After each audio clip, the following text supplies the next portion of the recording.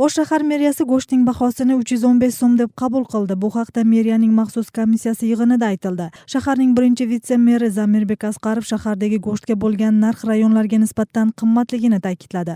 Monitoring natijasi bilan barcha xarajatlarni hisobga olganda 1 kilogramm go'shtning bahosi 311 so'm 36 tiyin bo'ldi. Ta'kidlab o'tsak, yil boshida Osh shahar meri Aytmamat Qadirbayev markaziy va kichik bozorlarda sotilayotgan mol va qo'y go'shtining bahosi 330 so'm bo'layotganini, bu qimmatligini aytib, tegishli yetakchilarga arzonlatish bo'yicha topshiriq bergan.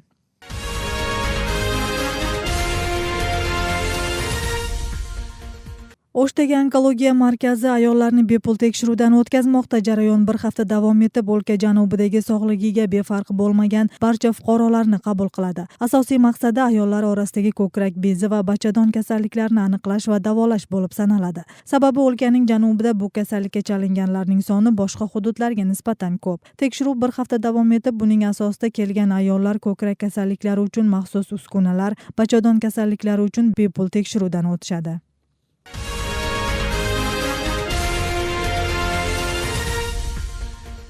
Aravon rayonining Tepaqo'rg'on qishloq hukumatiga qarashli Uyg'urobod qishlog'ida 4 yoshdagi bola quduqqa tushib ketib halok bo'ldi. Bu haqda Favqulodda holatlar ministrligining matbuot xizmati bildirdi. Ma'lumotga ko'ra, voqea 4 fevral kuni soat 15lar atrofida sodir bo'lgan. Bola hovlida o'ynayotgani aytildi. U yerga borgan qutqaruvchilar bolaning jasadini quduqdan olib chiqib, tez yordam xodimlariga o'tkazib berishdi.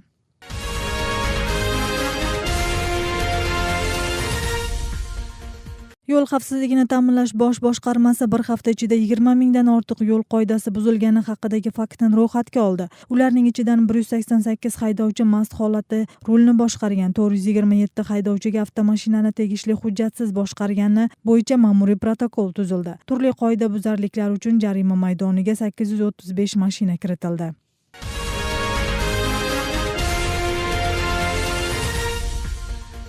Qirg'izistonga noqonuniy ravishda tovar olib kirishga qarshi oldini olish choralarini 20 mutaxassisdan iborat maxsus ishchi guruh ishlab chiqmoqda. Bu bo'yicha buyruqqa Premyer ministr Sapar Isaqov qo'l qo'ydi. Muassasalararo ishchi guruh bir oy ichida o'lkaga aholi uchun kerakli tovarlarni noqonuniy olib kirishga qarshi samarali choralar bo'yicha takliflarni ishlab chiqishi topshirildi. Aytilgan muddatda bu takliflar hukumat apparatiga topshirilishi kerak.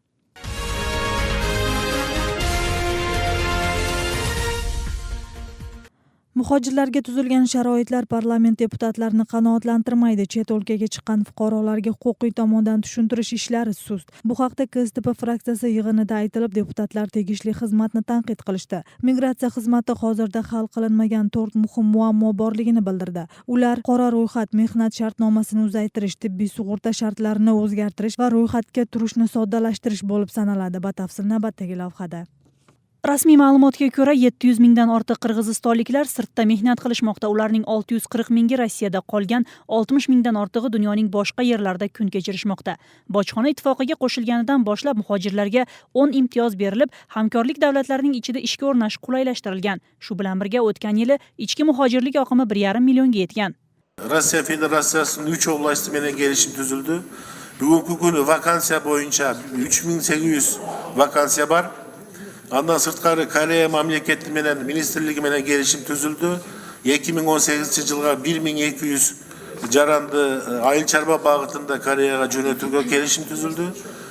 Türkiye menen fevralın ortasında joluguşubuz var. Andan sırtkarı Avrupa mamleketlerinin ankeni bizdin chet өлкөгө чыгып иштеп эмгек акы таап келе турган жарандарга biz organizованный nabor uyushtirib bir mizamdуу migratsiyani qamsiz qilib berishimiz kerak. Bu tarmoqda hal qilinmagan muammolar ko'p. Muhojirlarning huquqlarini himoya qilish va ularni qonuniy ishga o'rnatish bosh masala.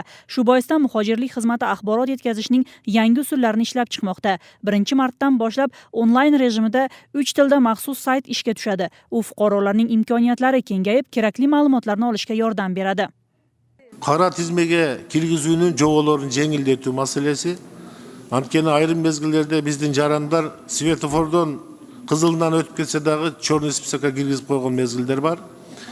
Экинчиден, азыркы күнү эмгек келишим бүткөндөн кийин 30 күндүн ичинде жаңы эмгек 15 күн ичинде жаңы эмгек келишим түзүш керек. Ошондуктан муну биз 30 күнгө узартуу боюнча маселе.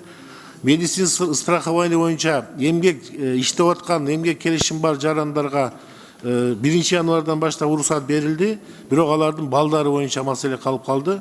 Бул боюнча дагы конкреттүү иштерди жүргүзүп атабыз. Xalqni ishga o'rnashtirish vazifasi ijtimoiy rivojlantirish ministrligiga yuklangan, ammo yetarli ishlar bajarilmayotganini xalq vakillari ta'kidlab, mazkur boshqarmalikni migratsiya xizmatiga qo'shish tashabbusini ko'tarishdi.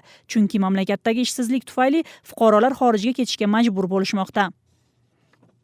Ыйгарым укугуңуздарды көтөрүп, өзүнчө комитет кылабызчы болбосом, ошо сиздердин штаттык единствоңарды региондорго бөлүүгө болсо эмгек мына калкка жагаштыруу экөөнү бириктирели деп. Эгерде сизде азыр бир колу бир жакта, бир колу бир жакта, или сиздерди кошоп барып министрликке тыгып салыш керек, или министрликте эмгекти жагаштыруу сиздерге алып келиш керек. Өзүнчө комитет кылыш керек. O'tgan yili yuk 200 ning soni 197 bo'lsa, 2017-yilda 137 taga ozaygan. Hozirda hukumat unga ajratiladigan mablag'ning miqdorini 50 mingga ko'tarib, hujjat ishlarini yengillatishni ishlab chiqdi. Xalq vakillari tavsiya etgan qonun loyihasiga ko'ra, hamyurtlarimizga Qirg'izistonga kelganda qanday yordam ko'rsatilishi aniqlangan, lekin mutasaddi xizmatlar bu bilan cheklanmasdan dolzarb muammolarni hal qilishi kerak deyishadi deputatlar.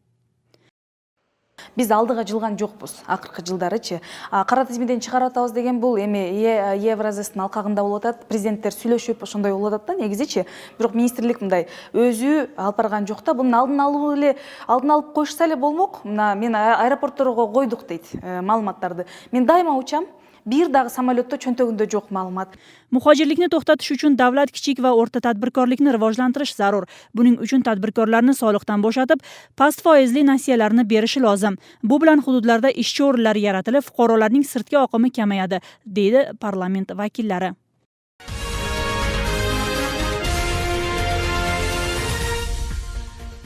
Bugun respublika maktablarida o'quv jarayoni boshlandi. Fan va ta'lim ministrligi bildirishicha, dasturni to'liqlash shanba va bahorgi ta'tillar hisobidan olib boriladi. Ob-havoda o'zgarishlar bo'lganligi tufayli o'lkadagi maktablarda 25 yanvardan tezkor dam olish kiritilgan. O'qish qayta 30 yanvarda boshlanishi kerak edi, biroq kuchli sovuq sababli dam olishni 5 fevralga uzaytirish qarori chiqqan.